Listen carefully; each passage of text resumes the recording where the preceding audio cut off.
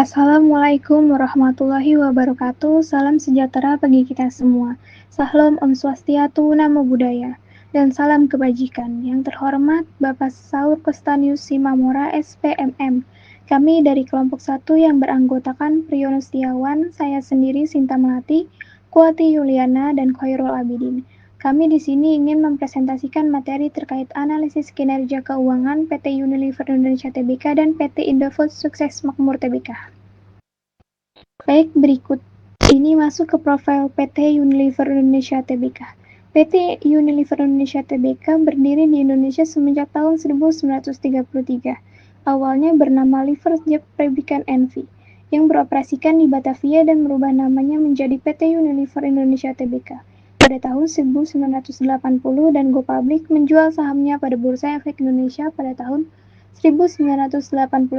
Perusahaan ini bergerak dalam bidang penyediaan consumer produk yaitu home and personal care serta food and ice cream di Indonesia. Rangkaian produk Unilever Indonesia mencangkup brand-brand ternama yang terkenal di dunia seperti Pepsodent, Lux, Lifebuoy, Dove, Sunsilk, Clear, Rexona, Vaseline, Rinso, Molto, Sunlight, Walls, Blue Band, Royco, Bango, dan lain-lain. Selanjutnya masuk ke sejarah singkat PT Unilever Indonesia Tbk. PT Unilever Indonesia Tbk memulai sejarahnya pada tahun 1933. Pendirian perseroan di alamat Angke, Jakarta dengan nama Liver Jet Fabricant NV. Kemudian tahun 1936, PT Unilever memperkenalkan sabun Lux di Indonesia. Selanjutnya, tahun 1982, Unilever Indonesia melaksanakan penawaran umum perdana mencatatkan 15% sahamnya di Bursa Efek Indonesia dengan kode saham UNVR. Kemudian tahun 1990, pembukaan pabrik produk personal care di Rungkut, Surabaya dan mengakuisisi Sariwangi dan memasuki bisnis teh. Dan yang terakhir, 1992, pembukaan pabrik es krim Walls di Cikarang dan memperkenalkan produk Konelo dan Pedal Pop. Kemudian, visi dan misi PT Unilever Indonesia Tbk. Visi dari perusahaan ini ialah untuk meraih rasa cinta dan penghargaan dari Indonesia dengan menyentuh kehidupan setiap orang Indonesia setiap harinya. Misi dari PT ini ada beberapa misi, yaitu bekerja untuk menciptakan masa depan yang lebih baik setiap hari, membantu konsumen merasa nyaman, berpenampilan baik, dan lebih menikmati hidup melalui brand dan layanan yang baik bagi mereka dan orang lain. Menginspirasi masyarakat untuk melakukan langkah kecil setiap harinya, yang bila digabungkan bisa mewujudkan perubahan besar bagi dunia. Dan serta senantiasa mengembangkan cara baru dalam berbisnis yang memungkinkan tumbuh 2 kali lipat sambil mengurangi dampak terhadap lingkungan. Berikutnya ialah susunan direksi PT Unilever Indonesia Tbk di Indonesia. Susunan direksi ini adanya Presiden Direktur, Direktur Beauty Wellbeing, Direktur Integrated Operational, Direktur Sales, Direktur Finance, dan Direktur Human Research. Baik, selanjutnya ialah profil PT Indofood Sukses Makmur Tbk.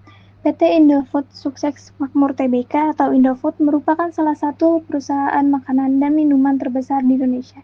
Indofood didirikan pada tahun 1982 oleh Sudono Salim dan saat ini beroperasi sebagai anak perusahaan Salim Group.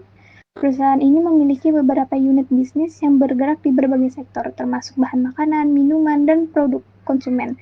Indofood merupakan perusahaan makanan dan minuman yang telah beroperasi selama lebih dari 30 tahun di Indonesia. Selanjutnya, sejarah singkat PT Indofood Sukses Makmur Tbk. PT Indofood ini didirikan dengan nama PT Panganjaya Enti Kusuma dan memulai kegiatan usaha di bidang makanan ringan pada tahun 1990. Kemudian pada tahun 1994, pengganti namanya menjadi PT Indofood Sukses Makmur. Lalu mencatatkan saham di Bursa Efek Indonesia atau BIE. Selanjutnya pada tahun 1995, PT Indofood memulai integrasi bisnis melalui akuisisi pabrik penggilingan gandum Bugasari. Kemudian pada tahun 1997 memperluas integrasi bisnisnya dengan mengakuisisi grup perusahaan yang bergerak di bidang perkebunan, agribisnis, dan distribusi. Yang terakhir, pada tahun 2007, PT Indofood mencatatkan saham grup agribisnis Indofood Agri Research Ltd di Singapore Stock Exchange. Dan grup agribisnis memperluas perkebunannya dengan mengakuisisi PT PP London Sumatera Indonesia Tbk, sebuah perusahaan perkebunan yang sahamnya tercatat di Bursa Efek Indonesia.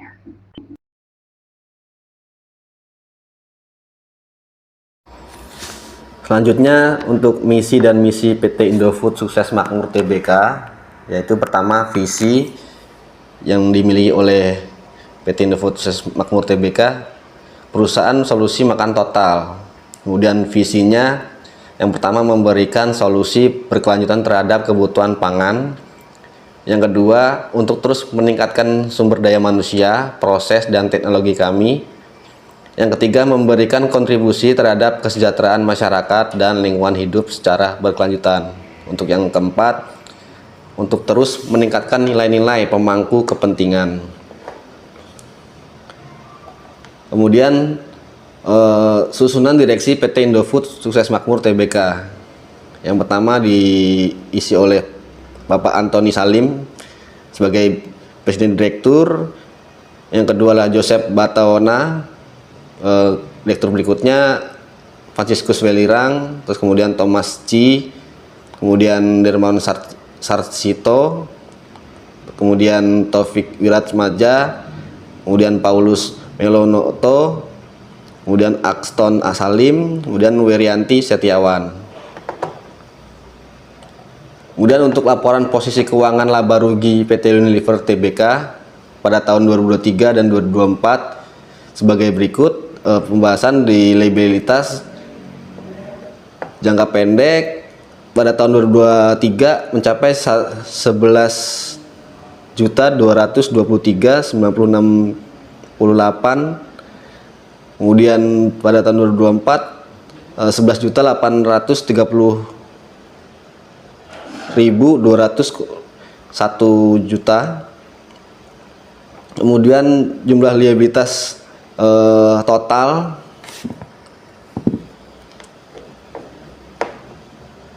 di angka tahun 2023 di angka 13.282.848. Kemudian pada tahun 2024 di angka 13.896.928. Lanjutnya pada aset lancarnya, yaitu pada tahun 2023 di angka 6.191.839 juta. Kemudian pada tahun 2024 5.280.548 juta. Kemudian aset tidak lancar pada tahun 2023 di angka 10.472.247 juta. Kemudian pada 2024 di angka 10.075.647 juta. Dengan total pada tahun 2023 sejumlah 16.664.086 juta. Kemudian pada tahun 2024 di angka 16.046.195 juta. Kemudian laporan posisi keuangan laba rugi PT Unilever sendiri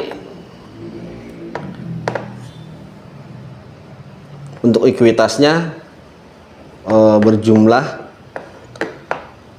pada tahun 2023 berjumlah 16.664.086 juta. Pada tahun 2024 sendiri 16.046.195 juta. Untuk laba pada tahun 2023 sekitar 4.890.000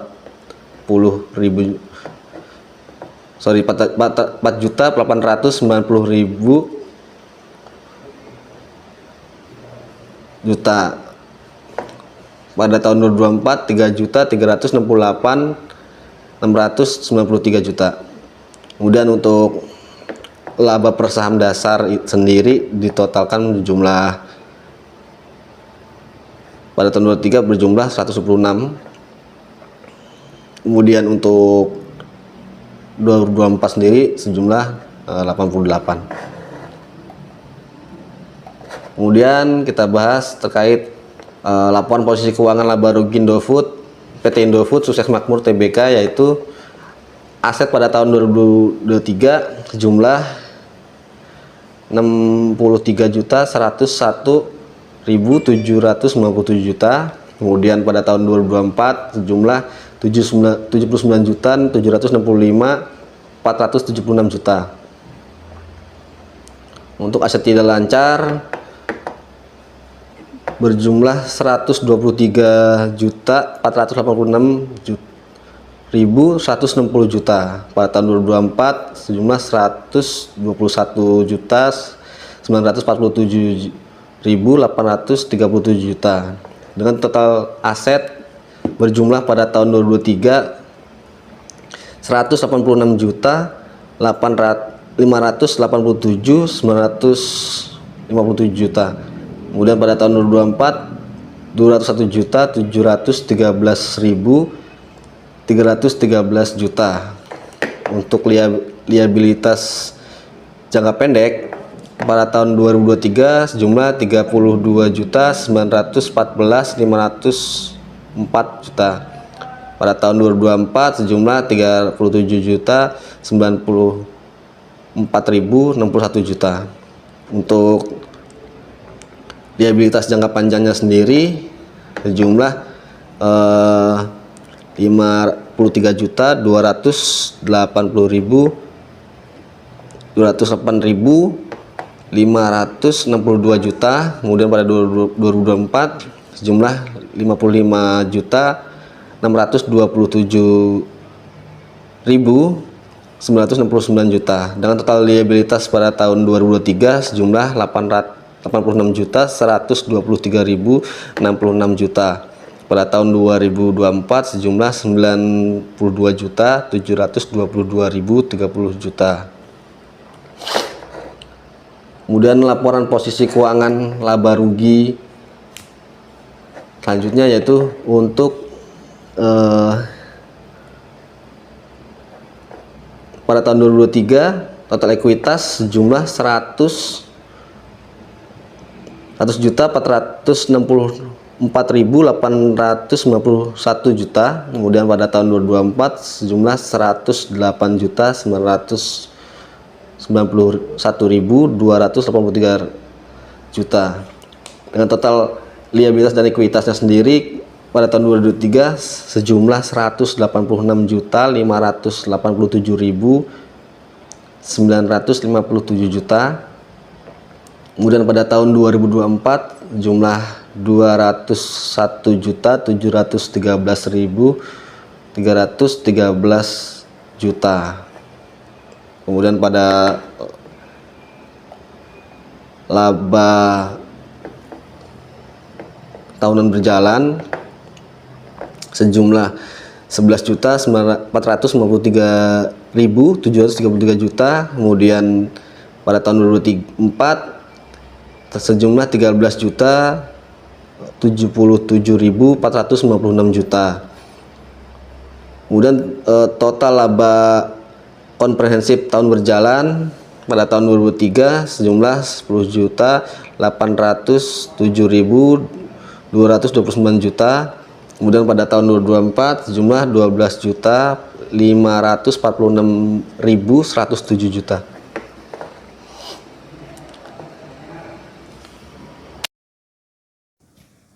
Berikut adalah ringkasan rasio keuangan PT Unilever Indonesia periode tahun 2023-2024. Dapat dilihat di sini, rasio keuangan PT Unilever Indonesia di tahun 2023 dan 2024, baik pada liquidity ratio atau rasio likuiditas, profitability ratio atau rasio profitabilitas, turnover ratio atau rasio perputaran, maupun pada leverage ratio atau rasio leverage, hampir semuanya mengalami penurunan. Jika kita lihat di sini, angka di tahun 2024 rata-rata lebih kecil daripada angka di tahun 2023. Gambaran penurunan ini ditunjukkan dengan kondisi yang negatif seperti likuiditas memburuk di semua indikator, profitabilitas menurun secara konsisten, leverage meningkat ke tingkat yang berisiko, dan juga efisiensi operasional yang menurun. Meskipun ada di beberapa kondisi positif, seperti total asset turnover yang meningkat drastis, interest coverage yang masih kuat meskipun menurun, dan return of equity atau ROE yang juga meningkat, tetapi tetap saja PT Unilever Indonesia perlu fokus pada perbaikan manajemen kas, efisiensi operasional, dan juga restrukturisasi utang untuk mengurangi risiko keuangan yang lebih tinggi. Selanjutnya, ini adalah ringkasan rasio keuangan PT Indofood Sukses Makmur Tbk periode tahun 2023 dan 2024. Jika pada rasio keuangan PT Unilever Indonesia periode tahun 2023-2024, hampir di semua kondisi diperlukan perhatian untuk perbaikan karena mengalami beberapa penurunan, pada rasio keuangan PT Indofood Sukses Makmur Tbk periode tahun 2023-2024, jika kita lihat secara keseluruhan masih berada pada kondisi yang lebih baik. Kondisi itu seperti likuiditas tetap sangat sehat meski turun ringan, profitabilitas membaik di semua indikator, struktur modal konservatif dan sehat, interest coverage menguat signifikan, dan penagihan piutang lebih efisien. Meskipun begitu, tetap saja ada beberapa area yang perlu diperhatikan, seperti current dan quick ratio yang menurun meski masih sehat, lalu perputaran aset dan inventory yang sedikit melambat. Jadi, jika dibandingkan dengan PT Unilever Indonesia, PT Indofood menunjukkan kinerja keuangan yang jauh lebih sehat, seperti likuiditas sangat baik versus menurun, lalu profitabilitas sangat stabil dan meningkat versus menurun, kemudian struktur modal konservatif versus berisiko tinggi, dan manajemen utang sehat versus leverage berlebihan. Dan jika disimpulkan secara keseluruhan, PT Indofood Sukses Makmur menunjukkan kinerja keuangan yang lebih solid dan lebih sehat dengan tren perbaikan di sebagian besar indikator, terutama profitabilitas dan kemampuan bayar bunga.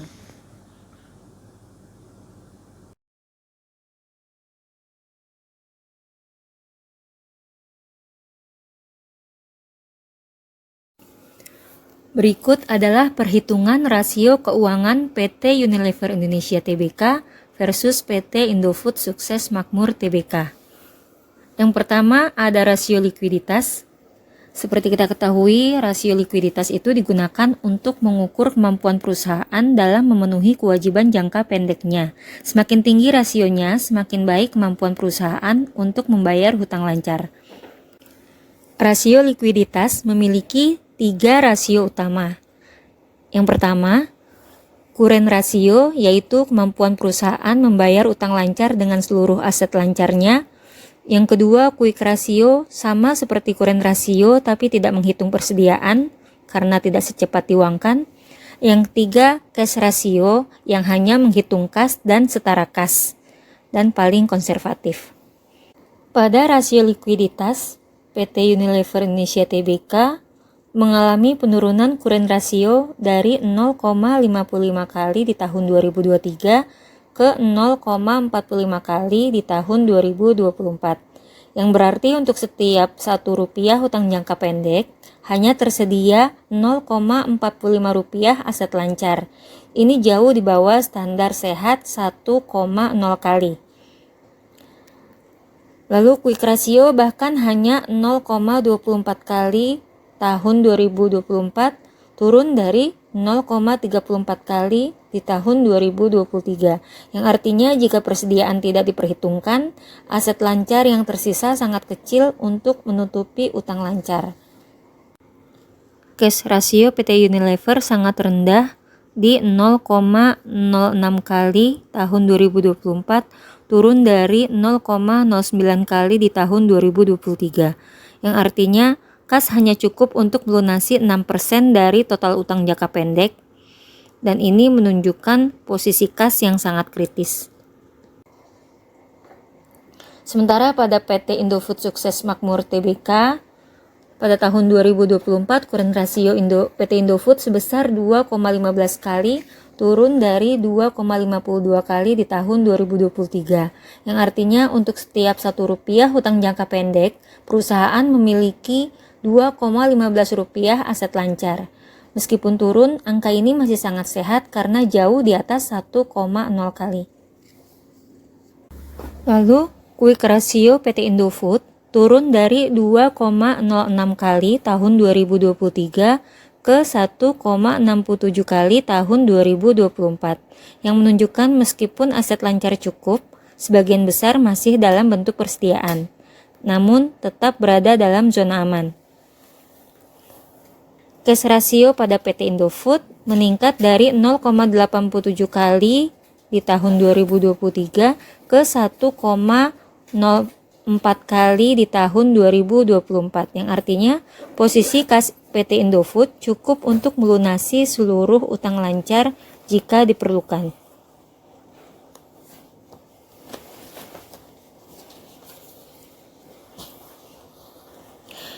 Yang perlu menjadi perhatian PT Unilever Indonesia adalah perusahaan perlu segera meninjau manajemen modal kerja atau mencari pendanaan jangka pendek untuk menghindari risiko gagal bayar. Sedangkan pada PT Indofood, meskipun terjadi penurunan kuren dan quick rasio, posisi likuiditas PT Indofood masih sangat kuat dan stabil, bahkan membaik dari sisi kas. Dan jika dibandingkan, PT Indofood jauh lebih sehat secara likuiditas dibanding PT Unilever. PT Indofood memiliki cash ratio lebih tinggi yaitu 1, sementara PT Unilever bahkan current rasionya di bawah 1, yang menunjukkan masalah likuiditas serius. Kemudian quick ratio hanya 0,24 kali yang menunjukkan kemampuan bayar utang sangat terbatas, dan juga cash ratio sangat rendah yaitu 0,606 kali yang menunjukkan posisi kas kritis. Rasio selanjutnya adalah rasio profitabilitas. Rasio profitabilitas menunjukkan seberapa efisien dan menguntungkan perusahaan dalam mengelola penjualannya, asetnya, dan juga modal pemilik. Dalam rasio profitabilitas terdapat 5 rasio utama. Yang pertama adalah gross profit margin atau margin laba kotor. Yang kedua, operating margin atau margin operasi. Yang ketiga, net profit margin atau margin laba bersih. Yang keempat, return on asset atau ROA. Yang kelima, return on equity atau ROE. Pada PT Unilever Indonesia Tbk, gross profit margin turun dari 49,7% tahun 2023 ke 47,6% tahun 2024, yang menandakan beban pokok penjualan meningkat atau penurunan efisiensi produksi. Kemudian operating margin turun dari 16,3% di tahun 2023 ke 12,6% di tahun 2024. Penurunan signifikan menunjukkan beban operasional makin berat atau pendapatan menurun. Kemudian net profit margin turun dari 12,4% ke 9,6% di tahun 2024. Berarti laba bersih makin tergerus, kemungkinan akibat penurunan penjualan dan kenaikan beban. Kemudian di return on asset atau ROA turun dari 28,8% di tahun 2023 ke 21,0% di tahun 2024. Efisiensi menggunakan aset menurun cukup tajam. Lalu return on equity atau ROE naik dari 142,0% di tahun 2023 ke 156,7% di tahun 2024. Sekilas terlihat positif, tapi ini disebabkan penurunan tajam ekuitas, artinya return on equity tinggi karena dasar perhitungannya mengecil, bukan karena laba naik. Sementara pada PT Indofood Sukses Makmur Tbk, gross profit margin naik dari 32,3% di tahun 2023 ke 34,7% di tahun 2024. yang artinya PT Indofood semakin efisien dalam produksi. Setiap Rp100 penjualan, Rp34,70-nya menjadi laba kotor. Operating margin atau margin operasi naik dari 17,6% di tahun 2023 ke 20,6% di tahun 2024, menunjukkan peningkatan efisiensi operasional, biaya operasional bisa ditekan, dan margin makin sehat. Net profit margin atau margin laba bersih naik tipis dari 10,3% di tahun 2023 ke 11,3% di tahun 2024, yang artinya laba bersih ikut meningkat, menunjukkan kinerja menyeluruh yang membaik. Kemudian return on asset naik dari 6,2% di tahun 2023 ke 6,5% di tahun 2024, yang menunjukkan PT Indofood menghasilkan Rp6,50 laba bersih dari setiap Rp100 aset. Kemudian return on equity atau ROE naik dari 11,4% di tahun 2023 ke 12,0% di tahun 2024, yang artinya efisiensi penggunaan modal pemegang saham membaik. Kesimpulannya, untuk PT Unilever, tren menurun di hampir semua rasio kecuali return on equity atau ROE yang meningkat. Tetapi ini juga harus diwaspadai karena bukan berasal dari peningkatan kinerja, melainkan karena ekuitas yang menurun drastis. Profitabilitas perusahaan melemah. Lalu untuk PT Indofood, peningkatan di semua margin, profitabilitas meningkat di seluruh lini, menunjukkan perbaikan efisiensi operasional yang mencerminkan strategi operasional yang efektif dan manajemen biaya yang baik.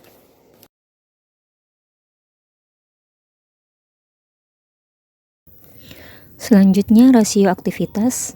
Rasio aktivitas digunakan untuk mengukur seberapa efisien perusahaan dalam memanfaatkan asetnya, termasuk pengelolaan persediaan dan piutang. Rasio yang lebih tinggi umumnya menunjukkan efisiensi yang lebih baik. Rasio aktivitas memiliki 3 rasio utama, yaitu total asset turnover atau perputaran aset, inventory turnover atau perputaran persediaan, kemudian days sales outstanding atau DSO, yaitu metrik keuangan yang digunakan untuk mengukur rata-rata waktu yang dibutuhkan oleh suatu perusahaan untuk mengumpulkan piutang dari pelanggan.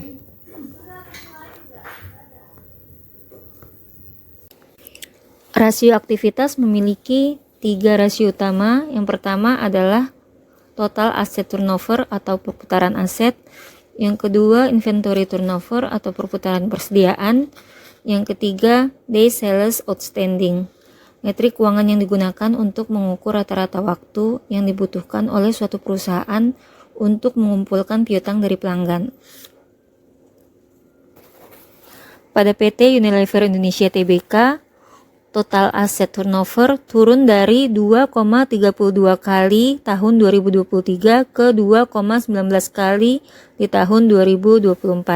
Tapi masih jauh lebih efisien daripada PT Indofood. Artinya, PT Unilever mampu menghasilkan Rp2,19 penjualan dari setiap Rp1 aset.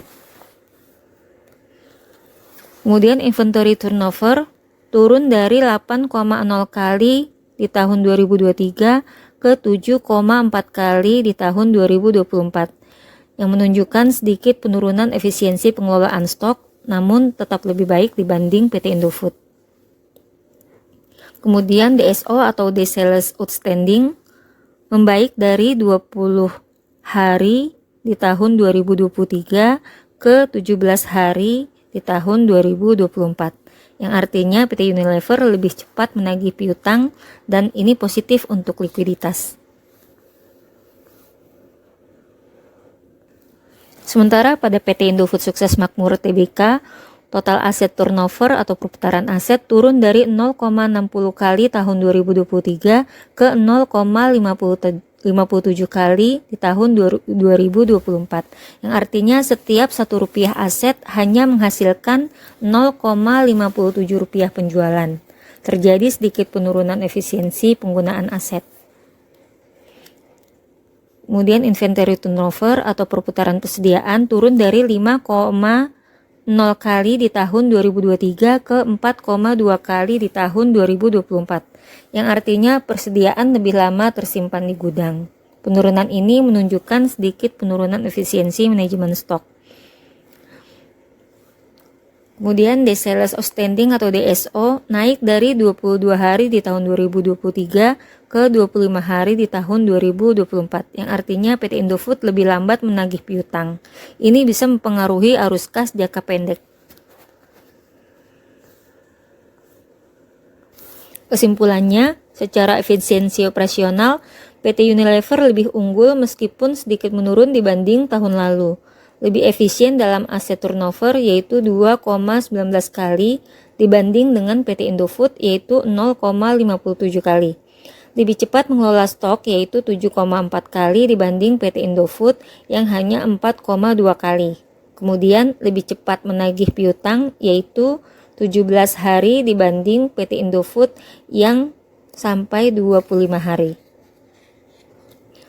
Kemudian PT Unilever juga memiliki collection period lebih pendek atau lebih baik. Kemudian selanjutnya rasio solvabilitas. Rasio solvabilitas digunakan untuk mengukur kemampuan jangka panjang perusahaan untuk memenuhi kewajiban finansialnya serta seberapa sehat struktur modal mereka. Pada PT Unilever Indonesia Tbk, debt to asset ratio naik dari 79,7% di tahun 2023 ke 86,6% di tahun 2024, yang artinya sebagian besar aset dibiayai utang. Tingkat leverage sangat tinggi. Lalu debt to equity ratio melonjak dari 3,93 kali di tahun 2023 ke 6,45 kali di tahun 2024, yang artinya utang 6 kali lebih besar dari ekuitas. Ini menunjukkan risiko keuangan yang sangat tinggi. Kemudian equity ratio turun drastis ke 13,4% dari 20,3% di tahun 2024, yang artinya hanya sebagian kecil aset yang didukung oleh modal sendiri, dan ini memperlihatkan struktur modal yang tidak sehat. Lalu interest coverage ratio meskipun masih tinggi di tahun 2024 yaitu 53,4 kali, turun dari tahun 2023 sebesar 60,2 kali. Jadi meski utang besar, PT Unilever masih bisa menutupi beban bunga. Sementara pada PT Indofood Sukses Makmur Tbk, debt to asset ratio stabil di sekitar 46%, yang menunjukkan hampir separuh aset dibiayai utang, dan ini masih dalam batas wajar. Lalu debt to equity ratio turun tipis dari 0,86 kali tahun 2023 ke 0,85 kali di tahun 2024. Yang artinya penggunaan utang terhadap modal sendiri cukup terkontrol. Kemudian equity ratio naik sedikit ke 54%, yang menunjukkan lebih dari separuh aset yang dibiayai dengan ekuitas, struktur modal tergolong sehat. Kemudian interest coverage ratio naik dari 11,0 kali di tahun 2023 ke 14,5 kali di tahun 2024. Yang artinya PT Indofood dapat membayar beban bunga 14,5 kali dari laba operasinya. Ini sinyal keuangan yang sangat kuat. Kesimpulannya, debt to equity ratio PT Unilever melonjak dari 3,93 kali ke 6,46 kali, menunjukkan PT Unilever terlalu bergantung pada utang dan risiko keuangan sangat tinggi. Sementara PT Indofood turun dari 0,86 kali ke 0,85 kali. Equity ratio PT Unilever turun drastis ke 13,4% dari 20,3% di tahun 2023, yang menunjukkan struktur modal tidak sehat Sementara pada PT Indofood meningkat dari 53,9% ke 54,0%, yang menunjukkan struktur modal Indofood jauh lebih sehat. Meskipun interest coverage masih tinggi, tapi tren menurun. Jadi, meskipun interest coverage PT Unilever masih tinggi dan masih mampu membayar bunga, tapi tren menurun dalam arti posisi ini tidak sustainable dalam jangka panjang. Analisis perbandingan horizontal pertumbuhan penjualan perusahaan PT Indofood tahun 2023 111,70 triliun, tahun 2024 115,79 triliun. Growth rate plus 3,7%, tren positif. PT Unilever tahun 2023 sebesar 38,61 triliun, tahun 2024 35,14 triliun. Growth rate min 9,0%, tren negatif. Pertumbuhan laba bersih perusahaan PT Indofood tahun 2023 11,49 triliun, tahun 2024 13,8 triliun. Growth rate plus 13,8%, tren sangat positif. PT Unilever tahun 2023 4,80 triliun, tahun 2024 3,37 triliun. Growth rate min 29,8%, sangat negatif. Ringkasan kinerja PT Unilever Indonesia, kontraksi penjualan min 9,0%, laba min 29,8%, likuiditas current ratio di bawah 1,0 kali, bahaya. Leverage debt to equity melonjak ke 6,46 kali, ekuitas turun drastis 36,4%, struktur modal bermasalah.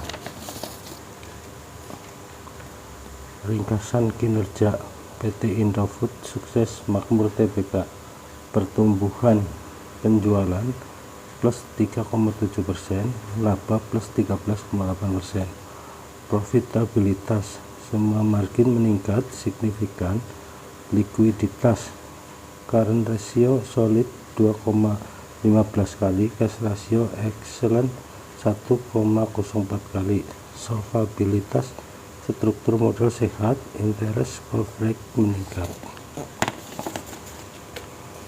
Analisis mendalam PT Unilever Indonesia Tbk, tantangan tekanan volume penjualan turun 9%, hilang market share, krisis likuiditas, current ratio 0,45 kali, sulit bayar hutang jangka pendek, erosi modal, ekuitas turun 36,4%, kemungkinan losses atau dividen berlebihan, leverage tinggi, DER 6,46 kali, risiko keuangan ekstrim.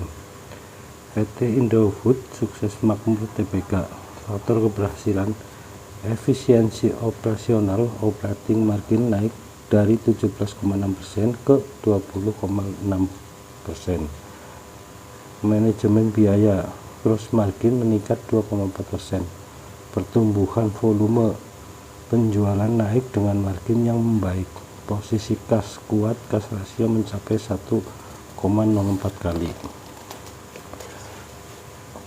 Rekomendasi strategis untuk PT Unilever Indonesia, urgent perbaiki likuiditas, restrukturisasi utang jangka pendek, stabilisasi ekuitas, hentikan dividen, retain earning, review recovery, fokus pemulihan volume penjualan, cost management agresif, potong biaya operasional. Untuk PT Indofood Sukses Makmur Tbk, pertahankan momentum, terus fokus pada efisiensi operasional, ekspansi selektif, manfaatkan posisi kas yang kuat untuk investasi, premium produk, lanjutkan penetrasi produk margin tinggi.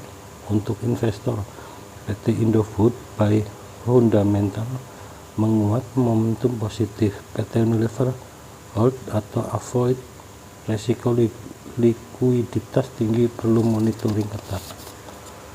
Terima kasih.